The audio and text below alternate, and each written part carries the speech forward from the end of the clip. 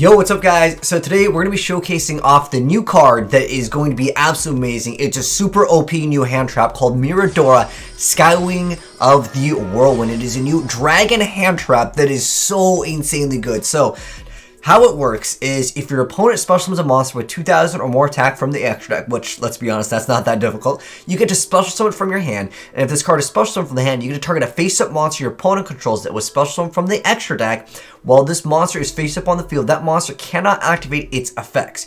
You can only use each effect of Miradora, the Skywing of Whirlwind, once per turn. Also, the activation and effect of these effects cannot be negated, so therefore, you get to summon the card. It is now going to be tied to this card over here, going to be activating its effect. They can't negate this. So basically, the reason why this new hand trap is so amazing is because, one, it doesn't go to the graveyard, can't be hit by call by the grave, or a lot of other cards it would technically get rid of the card in the graveyard. On top of that, it's also a monster with attack, so it makes your following plays much easier. Now, something to take note here, it does still technically have to exist on the field over here, so your opponent can maybe get rid of it by attacking over it, but generally hand traps are used, let's say like turn 1, but it still happens to have a body, so you can maybe actually block an attack to prevent yourself from maybe getting OTK'd, and it still might disrupt that effect, because some cards, their effects only get to be activated during, let's say, like the main phase, or as soon as when this card is summoned, it gets this effect. But again, you're able to go ahead and make something. Your opponent, remember, the part that makes it so powerful is that the activation and these effects cannot be negated. You'll see, just with this little board over here, I didn't have any targets with my double evil pill anymore, but basically, you're able to go ahead and OTK much easier with the following turn. So it's a really good card just for its stats. Plus, it opens up the doors for any deck that is going to be using level 7 monsters. Looking at you, Mermails. But this is just a really good card overall. It's, again, not only is it a hand trap, but it also has more stats. But anyways, I want to go ahead and hop in and check out some other new Yu-Gi-Oh cards. But I just had to give you guys gameplay because I just went ahead and made it real quick. But let's go ahead and hop into some other Yu-Gi-Oh news. So anyways, hopping right into this card over here, and if you guys are wondering when the heck does this new amazing card come out, I'm already calling it right now. Secret rare for the TCG. This card is amazing though. Yeah, so Miradora, Skywing of Whirlwinds. They have the effect a little bit different here, the wording, because keep in mind, when sometimes cards, when they first come out, the translations are a little bit different. But anyways, this one says you can only use each effect amongst the first and second effects per turn.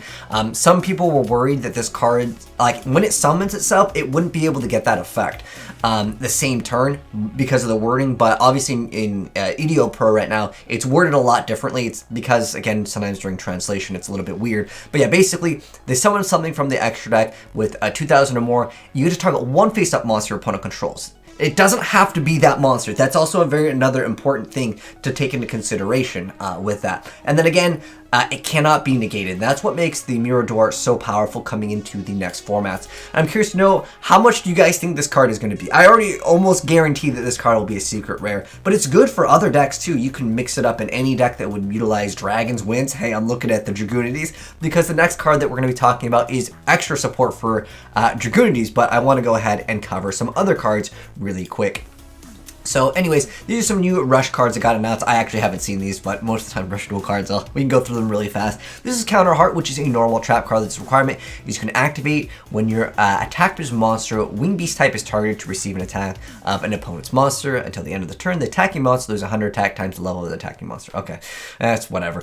Next up though, we have the Darkness Crested Hawk. Let's check out this card over here. This is a level 7 Dark Wing Beast effect monster, 2100 attack, 23 defense points. Its requirement is if your opponent controls a face-up monster light, you can activate by sending the top card of your deck to the graveyard. The effect is to choose one face-up monster, Wing Beast type you control. It gains 1,000 attack until the end of the turn. Yeah, that's not too bad over there. Nice little stat boost. And then over here we have the new Dragunity Knight Gorm Faber over here, and here is the artwork on this guy over here. So 26 attack, 23 defense.